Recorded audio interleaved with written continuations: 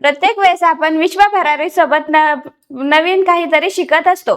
शालेय स्पर्धा परीक्षेचं आता शालेय स्पर्धा परीक्षेबरोबर आपण स्पर्धा परीक्षेचाही अभ्यासक्रम करत असतो. आता शालेय स्पर्धा परीक्षेमध्ये आम्ही तुम्हाला शिकवताना पुस्तकी भाषेतून न शिकवता म्हणजे जे आपल्याला भविष्यात स्पर्धा परीक्षेला उपयोगी पडेल या भाषेमध्ये आम्ही तुम्हाला सांगत असतो. आता शिकवताना आम्ही कसं तुम्हाला समसंख्या कोणत्या होत्या, विषम संख्या कोणत्या होत्या, तसेच नाम काय असतात, सर्वनाम काय असतात हे तर तुम्हाला सांगितले. आता तसंच आपण आता विश्व भरारी सोबत शिकणार आहोत जोडमूळ संख्या. आता जोडमूळ संख्या म्हणजे कोणत्या संख्या असतात की ज्या संख्यांमध्ये दोनचा फरक असतो, म्हणजे अविभाज्य संख्या असतात आणि त्यामध्ये दोनचा फरक असतो. आता ते आपण बघूयात.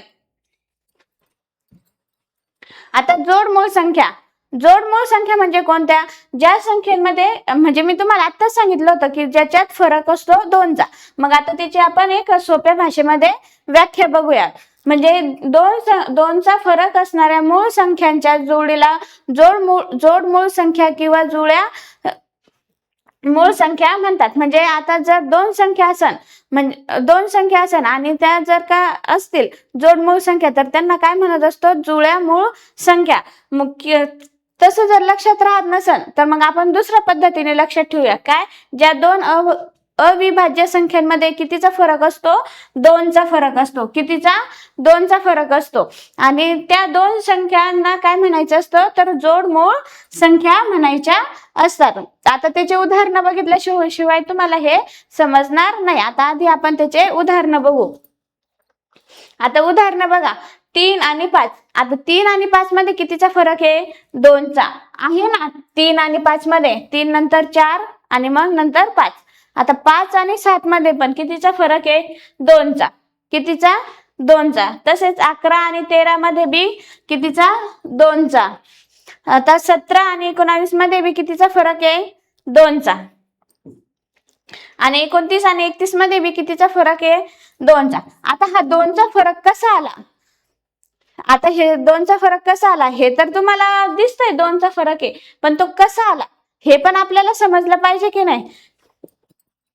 मग त्याच्यासाठी काय लक्षात ठेवायचं, दोन संख्या अविभाज्य असणे आवश्यक असते. म्हणजे दोन अविभाज्य संख्या म्हणजे ज्या संख्येला म्हणजे भागच जात नाही त्या संख्या आपण लक्षात ठेवायच्या असतात. आता याच्यामध्ये बघा बरं, आपण बघितलं होतं फरक. आता 3 ही संख्या कोणत्या पाढ्यात येते का, फक्त 3च्याच पाढ्यात येते. त्याच्या व्यतिरिक्त ती कोणत्या पाढ्यात येते का, नाही. आणि 5 ही संख्या कोणत्या पाढ्यात येते का, नाही. कोणत्या येते, फक्त 5च्याच एकदाच पाढ्यात येते. मग त्या कसं झालं, अविभाज्य घटक झालेत ना. मग अविभाज्य घटक झाले आणि त्यांच्यात फरक कितीचा आला, दोनचा.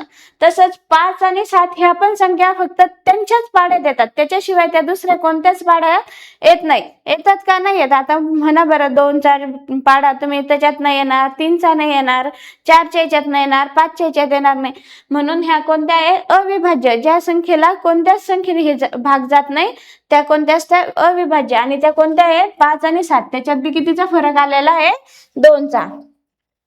आता त्याच्यानंतर काय सांगितलं, त्यांच्यातील फरक नेहमी दोनचा असतो. आता फरक तर आपण बघितला कितीचा असतो, दोनचा. बघितलाय ना दोनचा फरक 5 आणि 7 मध्ये, बघितला की नाही. आता त्याच्यानंतर काय आहे, 2 आणि 4 ही जोडी जोडमूळ नाही, कारण 4 ही अविभाज्य संख्या नाही. आता 2 आणि 4, आता 2 तर कोणत्या पाढ्यात नाही, पण मग आपल्याला काय सांगितलेलं आहे, 2चा फरक असणे आवश्यक आहे. म्हणजे आपल्याला इथं सांगितलं ना, त्या संख्येमध्ये कितीचा, दोन्ही संख्यांमध्ये अविभाज्य असणे आवश्यक आहे. मग आता 2 आणि 4, 2 कोणत्याच पाढ्यात नाही, पण 4 आहे ना. 2च्या पाढ्यामध्ये 4 येतात, म्हणून ही जोडी आहे का, जोडमूळ नाही. ही जोडी आहे का, नाही, कारण 4 हे अविभाज्य संख्या नाही. आता 1 ते 100 पर्यंतच्या संख्यांमध्ये जोडमूळ संख्यांच्या किती जोड्या आहेत, तर 8 जोड्या आहेत. 1 पासून 100 पर्यंत किती जोड्या आहेत, फक्त 8. किती, 8. म्हणजे 1 पासून 100 पर्यंत जेवढ्या संख्या येतात त्याच्यामध्ये किती, 8 जोड्या आहेत. म्हणजे ते कोणत्याच पाढ्यात रिपीट येत नाही. मग त्या कोणत्या कोणत्या आहेत, 3 आणि 5, नंतर 5 व 7, त्याच्यानंतर त्याच्यानंतर कोणते 11 व 13, त्याच्यानंतर 17 आणि 19, त्याच्यानंतर 29 आणि 31, त्याच्यानंतर 41 आणि 43, त्याच्यानंतर 59 आणि 61, 71 आणि 73. ह्या ज्या 8 जोड्या आहेत, ह्या 8 जोड्या तुम्हाला कधी दिसल्यात का 1 पासून 100 पर्यंत? कोणत्याच पाढ्यात आलेल्या नाही ना, म्हणून ह्या कोणत्या आहेत? अविभाज्य संख्या आहेत. म्हणून ह्या कोणत्या आहेत? जोडमूळ संख्या आहेत ह्या 8. आता त्याच्यानंतर त्यांनी आपल्याला एक संख्या दिलेली. आता ही संख्या आपण जुळ्या मूळ संख्या आहेत का? मूळ संख्यांची एक जोडी आहे का? आता ही आपण पुढे बघू.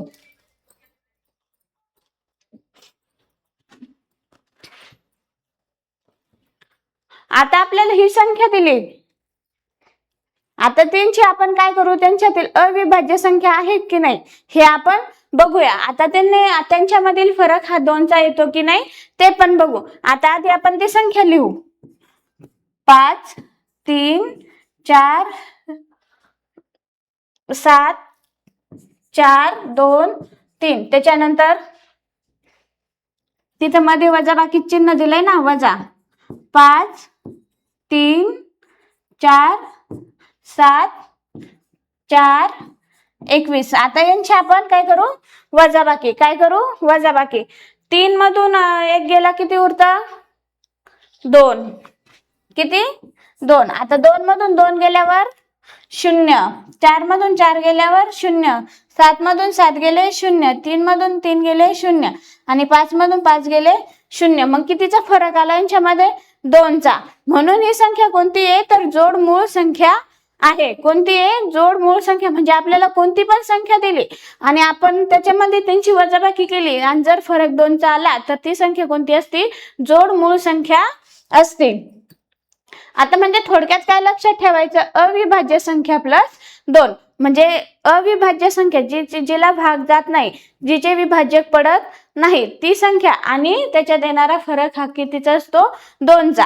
हे आपण लक्षात ठेवायचं. म्हणजे दुसरी अविभाज्य संख्या आणि जोडमूळ संख्या. आता जोडमूळ संख्या समजणं एवढा अवघड पण पॉईंट नाहीये, एकदम सोपा आहे. म्हणजे ज्या संख्यांमध्ये कितीचा फरक? 2चा फरक आणि ते परत कोणत्याही टेबलमध्ये येत नाहीत त्या संख्या. मग आता तुम्हाला तर जोडमूळ संख्या समजलंच असेल. मग तुम्हाला जर समजलं असेल तर व्हिडिओला तुम्ही लाईक करा, चॅनलला सबस्क्राईब करा आणि इतरांपर्यंत शेअर करा. थँक्यू.